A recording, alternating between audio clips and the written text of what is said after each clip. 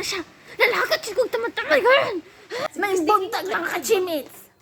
Karon ako ichika sa inyo ha. Kay nalagot jud ko ba? Kapalo ba mo na nag-agi ako ang crush? Ha? Gipimpos gani ko tungod lang siya kay in love kay ko saya. Nanilig ko sa gawas. Di karon, pag panilig na ko sa gawas, niagi siya. Kabalo ka mo na sa siya. Nag-smile ko sa iya. Grabe ka ko smile sa iya. Naliman ka giingnan ako niya. Yaks! Ang ako ang ngipon daw. Sakit gid kayo sa akong dibdib. Naging nanatuan ko niya. Huh? Tapos kabalo ba mo sa dahilan sa akong ngipon?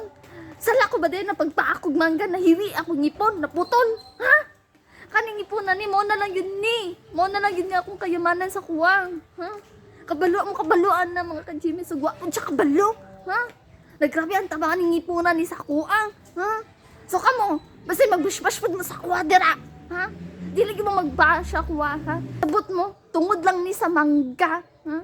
Basta gusto mo magpapaak mo. Napod kay bangkil, oh. Wala ka na diri sa pikas. Sige, i-bash ko ninyo. Sige, i-bash ko. Kaya pa ako dito. Huh? Ako bangkil, oh. Gawave na lang sa inyo, ha. Talinis kina, oh. Di na matangtang. Ang kalimutan ko yung sa tunga. Likon na. Naputol lang yun tungod sa mangga. Ha? Babay, mga ka-Jimmy. Kinala si tita. Buti ko. Hoy, Cyril!